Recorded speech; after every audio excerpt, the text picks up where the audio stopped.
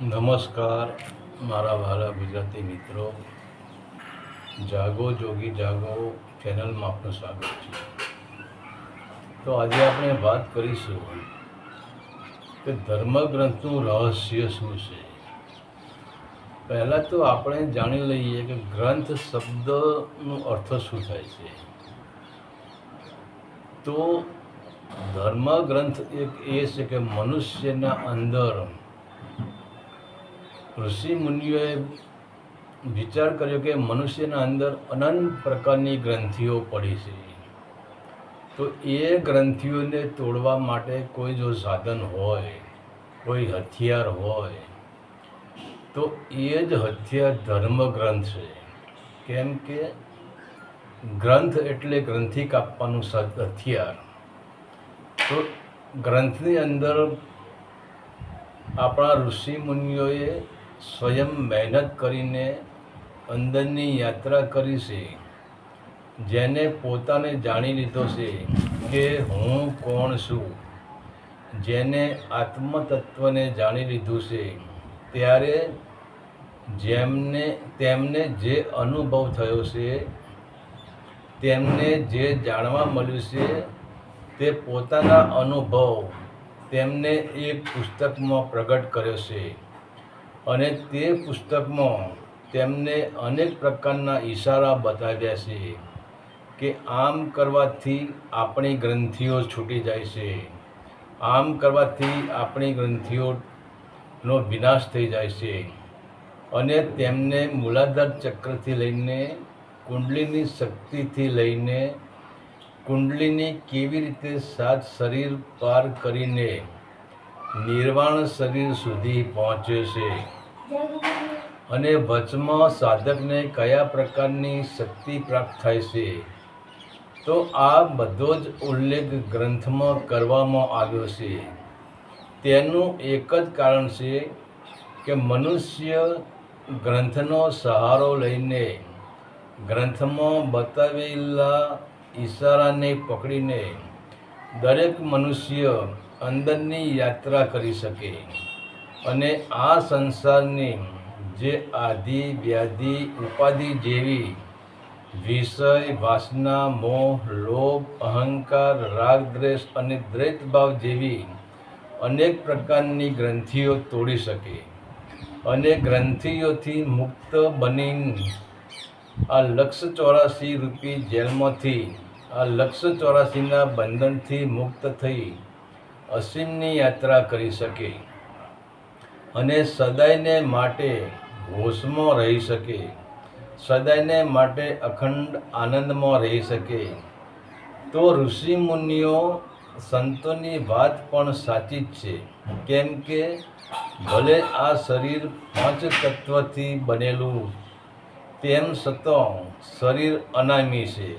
કેમ કે જ્યારે શરીરનો જન્મ થાય છે, ત્યારે તે શરીરનું કોઈ નામ હોતું નથી.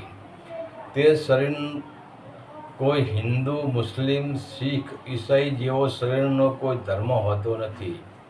તે શરીરનું કોઈ જ્ઞાતિ, જાતિ, કુળ, ગોત્ર કે પરિવાર હોતું નથી. એ શરીરને વિષય વાસના મોહ લોભ અહંકાર રાગ દ્વેષ કે પછી હું હિન્દુ છું, હું મુસ્લિમ છું એવી કોઈ પણ પ્રકારની ગ્રંથિ હોતી નથી. એટલે કે શરીર જન્મ લે છે ત્યારે તે સંપૂર્ણ શૂન્ય હોય છે. તેમાં એક પણ પ્રકારનો તરંગ હોતો નથી, તેમાં એક પણ પ્રકારની ગ્રંથિ હોતી નથી. જો તમે એક હિન્દુના બાળકને મુસ્લિમના ઘરે મૂકી આવો અને મુસ્લિમના બાળકને હિન્દુના ઘરે મૂકી આવો, તો જ્યારે મુસ્લિમનું બાળક જે હિન્દુના ઘરે મોટું થઈ રહ્યું છે, અને તે બાળક જ્યારે મોટું થાય છે, ત્યારે તે બાળક મંદિર, મહાદેવ, દેવી દેવતાના મંદિરમાં જશે અને ભગવાન રામ અને કૃષ્ણને માનશે. તો રામાયણ અને ગીતાનું વાંચન કરશે. હિન્દુ ધર્મને કહેશે કે આ ધર્મ મારો છે. એવી જ રીતે મુસ્લિમના ત્યાં મોટું થયેલું બાળક મહાદેવ મંદિરમાં નહીં જાય તો તે બાળક છે હિન્દુનું, પરંતુ તેને જીવનમાં જે ગ્રંથિઓ મળી છે તે ગ્રંથિઓ મુસ્લિમની છે. તેથી રહેણી કહેણીમાં મુસ્લિમની રીતે જ તે બાળક રહેવાનું છે. તે બાળક હિન્દુનું હોવા છતાં હિન્દુ ધર્મનો વિરોધ કરવાનો છે. હિન્દુના દેવી દેવતાઓ અને મંદિરોનો તે જ બાળકે વિરોધ કરવાનો છે. તો કારણ શું બન્યું? એ બાળક હિન્દુનું જ છે, પરંતુ આપણે એને મુસ્લિમના ત્યાં મૂકી આવ્યા છીએ. અને મસ્જિદની પ્રાર્થના કરશે, નમાજ પઢશે. તો આના ઉપરથી આપણને ખબર પડે છે કે શરીર પોતે અનામી છે. શરીરનો કોઈ ધર્મ નથી અને શરીર કોઈ પણ પ્રકારની વિષય વાસનાની ગ્રંથિથી બંધાયેલું નથી. તો પછી આ શરીરને નામ સમાજે આપ્યું. આ શરીરને પહેલી ગ્રંથિથી બાંધ્યું છે કે તું હિન્દુ છે, તું મુસ્લિમ છે. આ બ્રહ્મા, વિષ્ણુ અને મહેશ, રામ, કૃષ્ણ એ આપણા ભગવાન છે. આ વેદ, આ ઉપનિષદ, આ ગ્રંથો, આ રામાયણ અને આ ગીતા એ આપણા ધર્મ ગ્રંથો છે. અને ત્યાર પછી એ જ સમાજે શરીરને વિષય, વાસના, મોહ, લોભ, અહંકાર રૂપી ગ્રંથિથી બાંધી દીધું છે. તો બંધન એ જ બેહોશીનું કારણ બને છે. કેમ કે બંધન આપણને આપણી શક્તિનું વિસ્મરણ કરાવી દે છે. અને એ જ બંધન, એ જ બેહોશી મનુષ્યને લક્ષ 84ના બંધનમાંથી મુક્ત થવા દેતી નથી.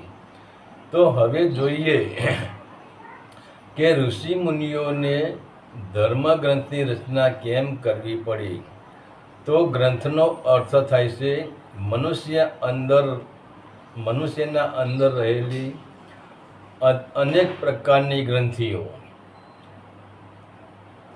અને એ ગ્રંથિઓને તોડનાર જો મહાન બ્રહ્માસ્ત્ર હોય, મહાન શસ્ત્ર કેમ હોય, તો તે છે ગ્રંથ. તો ગ્રંથને જાણી લો. ગ્રંથરૂપી હથિયારની અંદર છુપાયેલા ઈશારાને ઉપયોગ કરી લો. તો જે ગ્રંથરૂપી હથિયારમાં એટલી તાકાત છે કે તે તમને બેહોશીમાંથી હોશમાં લાવી દેશે. અને તમારા અંદર જેટલી પણ બંધન કરતા જે ગ્રંથિઓ પડેલી છે તે દરેક ગ્રંથિને ગ્રંથ કાપી નાખે છે અને તમને સંપૂર્ણ ધાર્મિક બનાવી દે છે. એટલે આપણે એને ધર્મગ્રંથ કહીએ છીએ. હરિ ઓમ તત્સત. આદેશના પ્રણામ.